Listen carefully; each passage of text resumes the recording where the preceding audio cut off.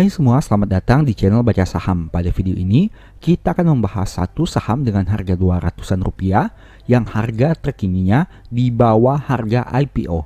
PBV-nya 0,4 kali, labanya stabil dan membagi dividen.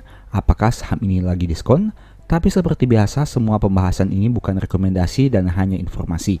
Ingat, kerugian kamu tanggung sendiri ya. Saat ini kita akan membahas saham ISSP atau PT Steel Pipe Industry of Indonesia. Bisa teman-teman lihat di sini, saham ini listing pada tahun 2013 dengan harga saham 295 dan pada saat video ini dibuat, harga sahamnya 260 yang berarti jauh lebih rendah dibandingkan harga IPO-nya.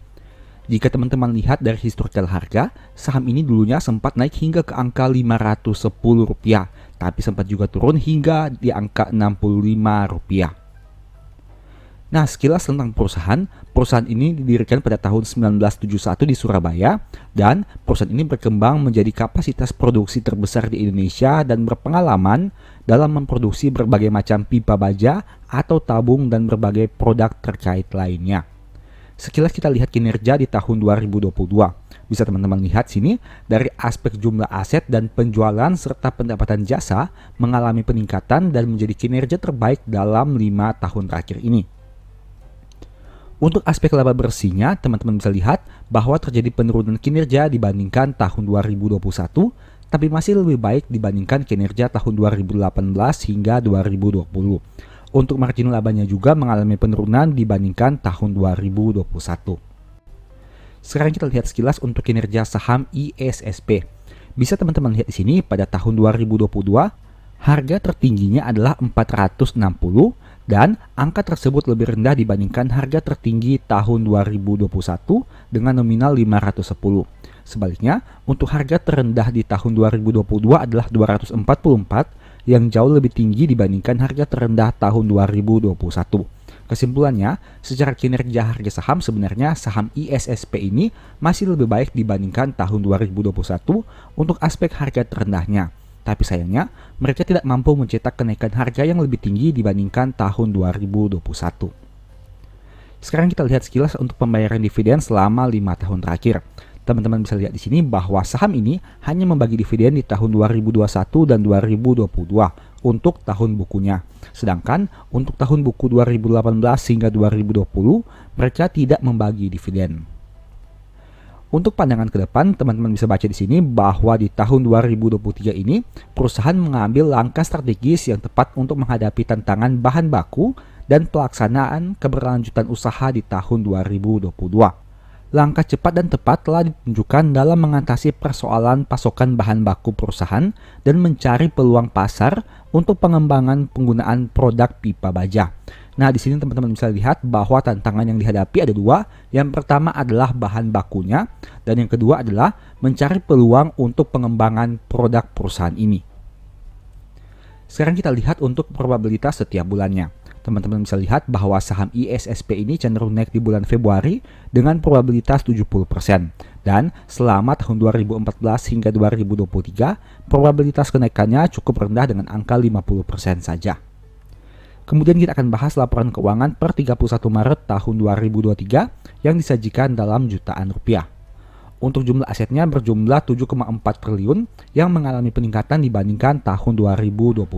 Dan mayoritas berasal dari saldo persediaan sebanyak 3 triliun rupiah. Untuk saldo kasnya sendiri sangat kecil dengan nominal 22 miliar saja. Kita bahas untuk detail dari persediaannya. Teman-teman bisa lihat di sini bahwa mayoritas berasal dari persediaan bahan baku sebanyak 1,6 triliun rupiah. Dan ada catatan di sini bahwa persediaan ini digunakan sebagai jaminan atas hutang bank yang diperoleh dari berbagai bank seperti tampilan di breakout ini. Kemudian dari aspek liabilitasnya, teman-teman bisa lihat liabilitasnya berjumlah 3,2 triliun yang mana mayoritas akan jatuh tempo dalam waktu 1 tahun. Dan mayoritas juga berasal dari hutang bank jangka pendek sebanyak 2,1 triliun rupiah. Ini berarti perusahaan ini butuh sumber dana yang cukup besar di luar saldo kasnya untuk bisa melunasi seluruh hutangnya, terlebih khusus hutang jangka pendek perusahaan ini. Kita lihat detail dari hutang bank jangka pendeknya, mayoritas berasal dari PT Bank Sentral Asia sebanyak 1,2 triliun rupiah dan tentunya hutang bank ini akan berdampak kepada beban bunga yang semakin besar. Poin berikutnya adalah dari aspek ekuitas dengan jumlah 4,2 triliun yang mengalami peningkatan dan mayoritas berasal dari saldo laba yang belum ditentukan penggunaannya sebanyak 1,8 triliun rupiah.